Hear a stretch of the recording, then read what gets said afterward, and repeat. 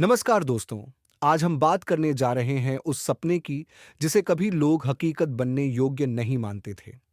कई सालों तक यह कहा जाता रहा कि भारत में बुलेट ट्रेन चलाना बस एक कल्पना है, लेकिन अब वही ख्वाब साकार होने के बेहद करीब है। भारत अब हाई स्पीड रेल के युग में कदम रखने जा रहा है।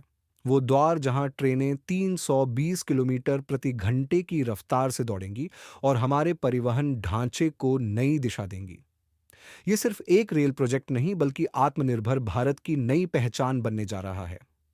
Mumbai Ahmedabad high speed rail corridor, जिस पर सालों से काम चल रहा था, अब अपने अंतिम चरण में है। कभी जमीन अधिग्रहण और कानूनी प्रक्रियाओं ने काम की रफ्तार को धीमा किया था, लेकिन अब लगभग सारी बाधाएं दूर हो चुकी हैं। रिपोर्ट्स बताती हैं कि वर्ष 2027 तक सूरत से बिलिमोरा के बीच भारत की पहली बुलेट ट्रेन पटरी पर दौड़ने लगेगी और 2029 तक पूरा मार्ग पूरी तरह से चालू करने का लक्ष्य रखा गया है।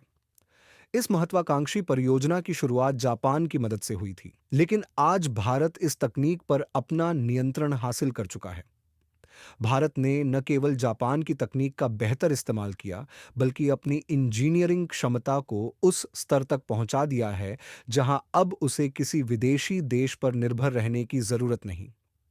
जापान ने हमें शिंकानसेन ट्रेन सिस्टम का अनुभव जरूर दिया था, लेकिन अब भारत ने उससे आगे बढ़कर अपनी खुद की सेफ्टी और सिग्नलिंग तकनीक विकसित कर ली है। जब यह प्रोजेक्ट शुरू हुआ था, तब भारत के पास हाई स्पीड रेल का कोई अनुभव नहीं था। Japan International Cooperation Agency JICA से भारत को वित्तीय सहायता मिली और सैकड़ों भारतीय इंजीनियरों को जापान जाकर ट्रेनिंग दी गई। आज 1,000 से अधिक भारतीय इंजीनियर शिंकानसेन तकनीक में निपुण हैं और वही अब इस सपने को हकीकत बना रहे हैं। अब जापानी विशेषज्ञ केवल सलाहकार हैं, जबकि असली जिम्मेदारी भारतीय इंजीनियरों और टीमों के कंधों पर है। National high speed rail corporation limited NHSRCL ने पूरे देश में अपने इंजीनियरिंग केंद्र स्थापित किए हैं, जहां track system, civil work, signalling, operation और मेंटेनेंस का काम पूरी तरह भारतीय टीम संभाल रही है। यही कारण है कि भारत तकनीकी दृष्टि से अब आत्मनिर्भर बन चुका है। जो लोग कभी कहते थे कि भारत में बुलेट ट्रेन असंभव है, आज वही इसकी सफलता को स्वीकार कर रहे हैं। गुजरात में ट्रेन के ट्रैक और पिलर तैयार हो चुके हैं और ये आधुनिक संरचनाएं इंजीनियरिंग के बेहतरीन उदाहरण बन गई हैं। महाराष्ट्र में भी जमीन से जुड़ी समस्याएं लगभग समाप्त हो चुकी हैं। यह प्रोजेक्ट सिर्फ यात्रियों के लिए नहीं, बल्कि भारत की अर्थव्यवस्था को नई गति देने वाला है। जैसे जैसे ट्रेनें दौड़ेंगी, वैसे वैसे उनके आसपास के शहर भी तेजी से विकसित होंगे। सूरत, वडोदरा, अहमदाबाद और मुंबई जैसे शहर अब नए व्यापारिक हब के रूप में उभरने वाले हैं।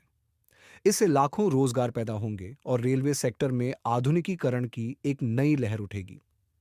ये ट्रेन केवल एक साधन नहीं, बल्कि भारत के भविष्य की इंजन बन चुकी है, जो देश की पहचान को वैश्विक स्तर पर ऊंचा उठाएगी। सोचिए, जब भारत की बुलेट ट्रेन 320 की स्पीड से दौड़ेगी, तो यह सिर्फ यात्रियों को नहीं, बल्कि पूरे भारत को विश्व की शीर्ष तकनीकी राष्ट्रों की श्रेणी में खड़ा करेगी। जापान ने शुरुआती चरण में तकनीकी सहयोग दिया था, लेकिन अब भारत अपनी हाई स्पीड रेल तकनीक खुद डिजाइन कर रहा है और यही सबसे बड़ा बदलाव है। इस प्रोजेक्ट से भारत को जो अनुभव मिला है, वही अब अन्य रेल परियोजनाओं में उपयोग हो रहा है। इसका सबसे स्पष्ट उदाहरण है वंदे भारत एक्सप्रेस। ये पूरी तरह मेड इन इंडिया ट्रेन है, जिसमें कई तकनीकें बुलेट ट्रेन प्रोजेक्ट से ली गई हैं, जैसे एडवांस कंट्रोल सिस्टम, बेहतर शॉक एब्जॉर्बर और एरोडायनामिक डिजाइन। आज इसका चौथा संस्करण तैयार है और यह साबित करता है कि भारत अब किसी विदेशी मॉडल पर निर्भर नहीं। यही असली जीत है, जब सपना केवल देखा नहीं जाता बल्कि साकार किया जाता है। भविष्य में जब बुलेट ट्रेन और हाई स्पीड ट्रेनें एक साथ चलेंगी, तो भारत के परिवहन क्षेत्र में नई क्रांति आएगी। भारत अब सिर्फ सीखने वाला देश नहीं, बल्कि सिखाने वाला बन चुका है। यही आत्मनिर्भर भारत का वास्तविक मार्ग है, जो हमें विकसित राष्ट्र की दिशा में आगे बढ़ा रहा है। जापान ने हमें तकनीक दी, लेकिन भारत ने उसे अपनी आवश्यकताओं के अनुरूप ढालकर और बेहतर बना दिया। इसी कारण अब भारत हाई स्पीड रेल तकनीक निर्यात करने की क्षमता रखता है। आज हम दूसरों से सीखने वाले नहीं, बल्कि उन्हें सिखाने वाले बन चुके हैं, और यह अपने आप में ऐतिहासिक उपलब्धि है। कभी विशेषज्ञ कहते थे कि जापान इस परियोजना को अपने हितों के लिए इस्तेमाल करेगा, लेकिन अब परिदृश्य पूरी तरह बदल चुका है। भारत किसी के दबाव में नहीं है।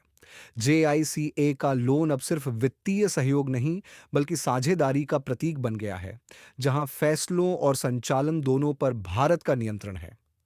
अब यह बराबरी का सौदा है, एक ओर जापान की तकनीक और दूसरी ओर भारत का आत्मविश्वास और निर्णायक दृष्टिकोण। भारत ने ठान लिया है कि आने वाले हर हाई स्पीड रेल प्रोजेक्ट में भारतीय कंपनियां अग्रणी भूमिका निभाएंगी। इस परियोजना ने साबित कर दिया कि बड़े सपने सिर्फ अमीर देशों के लिए नहीं होते। यदि इच्छा शक्ति मजबूत हो तो विकास की पटरियां कहीं भी बिछाई जा सकती हैं। आज पूरी दुनिया भारत की इंजीनियरिंग क्षमता की तारीफ कर रही है। ब्रिटेन और अमेरिका तक की रिपोर्ट्स कहती हैं कि भारत का हाई स्पीड रेल नेटवर्क दक्षिण एशिया का चेहरा बदल देगा। अंतर्राष्ट्रीय मीडिया भी भारत की इस सफलता को प्रमुखता से कवर कर रहा है, और कई देश भारत से तकनीकी सहयोग की इच्छा जता रहे हैं। जब यह परियोजना पूरी होगी, तब भारत के रेलवे स्टेशन भी बिल्कुल नए रूप में नजर आएंगे। हर स्टेशन को स्मार्ट सिटी मॉडल पर विकसित किया जाएगा, जहां कॉम्प्लेक्स, होटल, शॉपिंग मॉल और डिजिटल सेवाएं उपलब्ध होंगी। इससे यात्रा न सिर्फ तेज होगी, बल्कि स्थानीय अर्थव्यवस्था को भी बड़ा बढ़ावा मिलेगा। इन स्टेशनों के आसपास व्यापारिक केंद्र, कॉन्फ्रेंस हॉल और मनोरंजन की सुविधाएं विकसित की जा रही हैं, जो स्थानीय बिजनेस को नई ऊर्जा देंगी।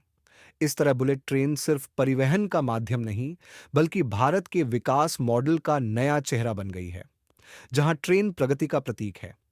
पूरे प्रोजेक्ट की लागत करीब 1.8 लाख करोड़ रुपए है, जिसमें से लगभग 80% राशि जापान इंटरनेशनल कोऑपरेशन एजेंसी के लोन से मिली है। शेष धनराशि भारत सरकार और राज्य सरकारों ने संयुक्त रूप से निवेश की है। यह लोन भारत को केवल 0.1% ब्याज दर पर 50 साल की अवधि के लिए मिला है, जो विश्व के सबसे सस्ते लोन में गिना जाता है।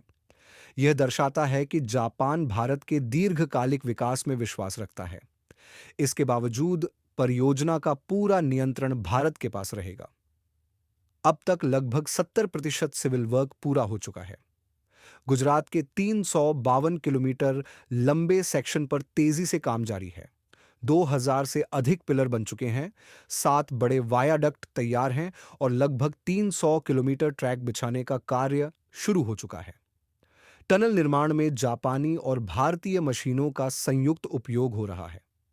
निर्माण स्थलों पर हजारों इंजीनियर और मजदूर दिन रात मेहनत कर रहे हैं, ताकि यह प्रोजेक्ट समय पर पूरा हो सके। सरकारी आंकड़ों के अनुसार अब तक इस प्रोजेक्ट से 90,000 से ज्यादा लोगों को प्रत्यक्ष और अप्रत्यक्ष रोजगार मिल चुका है। इसके अलावा 300 से अधिक छोटे व्यवसाय आसपास के क्षेत्रों में विकसित हुए हैं, जो स्थानीय अर्थव्यवस्था को नई जान दे रहे हैं। ये केवल आर्थिक नहीं, बल्कि सामाजिक बदलाव का संकेत भी है। जहां पहले बेरोजगारी थी, अब वहां स्थायी नौकरियां और स्किल डेवलपमेंट सेंटर बन चुके हैं। यही असली विकास है, जब एक ट्रेन किसी देश की दिशा बदल देती है। आने वाले वर्षों में भारत सरकार इसी मॉडल को दिल्ली वाराणसी, चेन्नई बेंगलुरु, मुंबई नागपुर और दिल्ली अमृतसर जैसे हाई स्पीड कॉरिडोर में लागू करने जा रही है।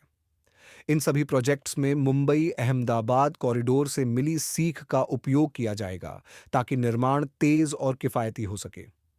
अंत में बस यही कहा जा सकता है, बुलेट ट्रेन केवल एक मशीन नहीं, बल्कि भारत की नई सोच का प्रतीक है। वह सोच जो कहती है कि भारत अब किसी की छाया में नहीं चलेगा, बल्कि अपनी रफ्तार खुद तय करेगा।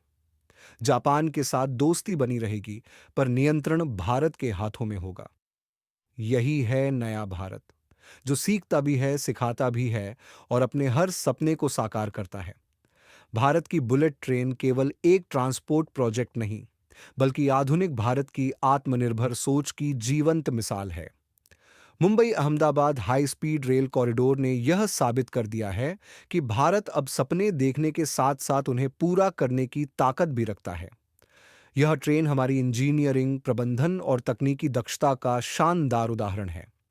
जापान ने शुरुआत की, लेकिन भारत ने उसे अपनी सोच और जरूरतों के अनुरूप और भी आधुनिक बना दिया। अब भारत सिर्फ सीख नहीं रहा, बल्कि हाई स्पीड रेल तकनीक निर्यात करने की दिशा में बढ़ रहा है। यह प्रोजेक्ट लाखों रोजगार, सैकड़ों नए व्यवसाय और अनगिनत अवसर लेकर आया है। और अब सवाल आपसे, का को कन कम काम आपको क्या लगता है, भारत की पहली बुलेट ट्रेन कब पटरी पर दौड़ेगी? अपनी राय कमेंट में जरूर बताइए। अगर यह जानकारी आपको पसंद आई हो तो वीडियो को लाइक करें और देश की ऐसी ही प्रेरणादायक खबरों के लिए चैनल को सब्सक्राइब करें। धन्यवाद।